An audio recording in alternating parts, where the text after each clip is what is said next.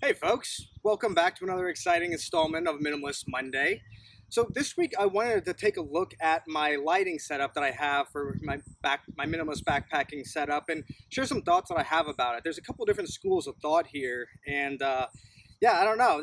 It can kind of go either way, but at least in my experience, I've found that I fall into, again, as the series would imply, the minimalist setup for lighting, and by that I mean the least amount of light that I can get by with that still gets the job done.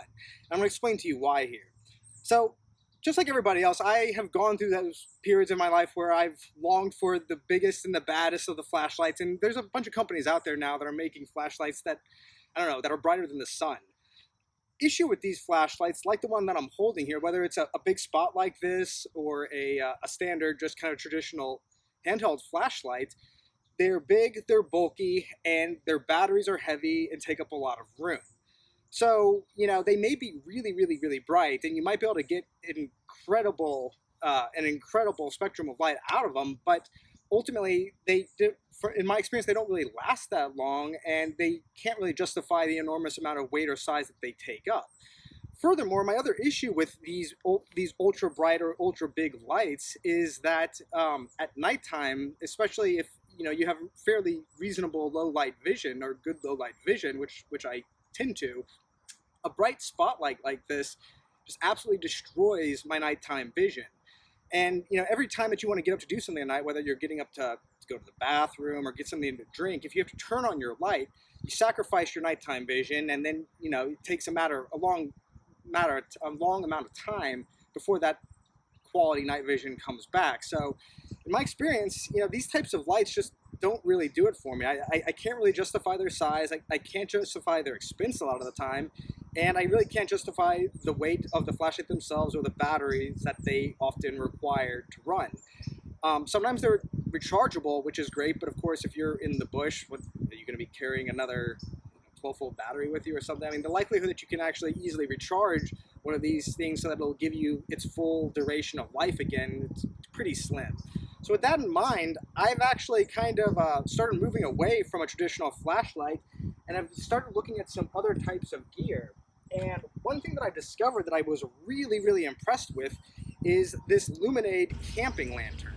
What I really like about this is it creates a soft, kind of diffused light with this because of this sort of frosted material from which the light's shining through. So this can get as high as 300 lumens. It has, I think, 5 or 6 different light settings. It can charge itself, has its own built-in solar panel, and it also can charge your other electronic devices, again, utilizing its solar panel. So from fully charged, this lantern can recharge your cell phone, depending on what type of phone you have, 2 or 3 times. Now, of course, you won't have any energy left for using the lantern itself, but if that's the case, you simply leave it out in the sun, and over the course of a day, you can get probably about back up to half charge, which for the use of the lantern is more than enough for a good night.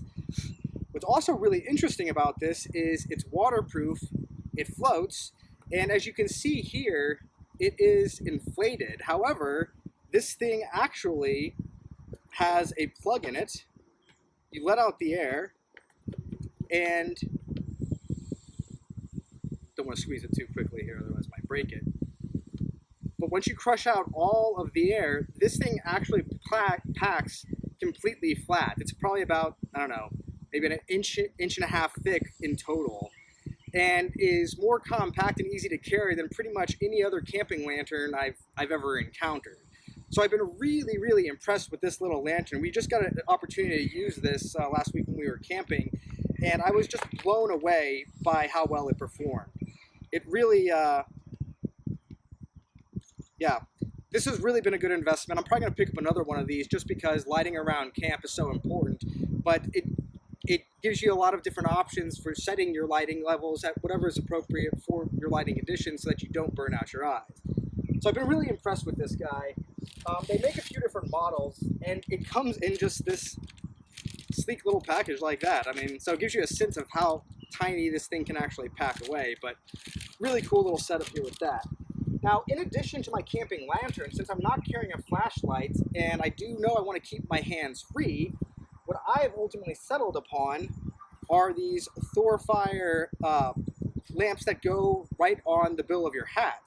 And I have tried those traditional camping lanterns that, you know, have the straps that go around your head and whatnot. And I'm not really a fan of those. I found them uncomfortable and kind of cumbersome and a little bit awkward. However, I do always wear a hat. I got a lot of hair, got to keep it covered up and contained, especially when I'm in the bush. So I've always got a hat with me.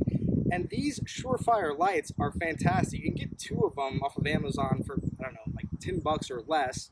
And what's really fantastic about these is they just use 2 little teeny like hearing aid batteries. I picked up another pack of those things. There was like 20 in the pack, and in total that package of batteries is like an ounce. Each one of those 2 batteries that they use to power one of these will give you 30 lumens of light for about 24 hours of usage. So it's really, it's a lot of light ultimately for a long period of time, a lot longer than you would ultimately probably need it. I mean, when are you ever going to actually encounter 24 hours of dark? And furthermore, 30 lumens of light may not seem like a lot when you compare it against these ultra high-end flashlights that are doing 1,000 lumens of light.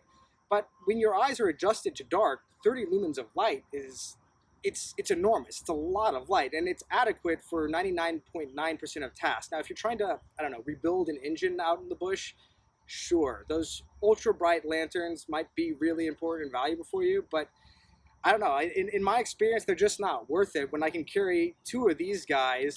Each one of them weighs less than an ounce, and I can carry a bunch of backup batteries for each of them. You know, it's kind of a no-brainer for me. So a couple of these guys in conjunction with a lantern like this. Might pick up another one for my wife so she can carry one in her pack and one of these in her pack as well. But I think that's pretty much all we're going to need for light. So in terms of light setup, yeah, I have to say that I'm a little bit down on the ultra bright flashlights. I think at this point I'm fully switched over to a more low light, kind of minimal light setup for my purposes, and that's what works for me. So thanks for tuning in and watching, guys. Hopefully I'll see you next week, or we'll take a look at some more exciting minimalist gear.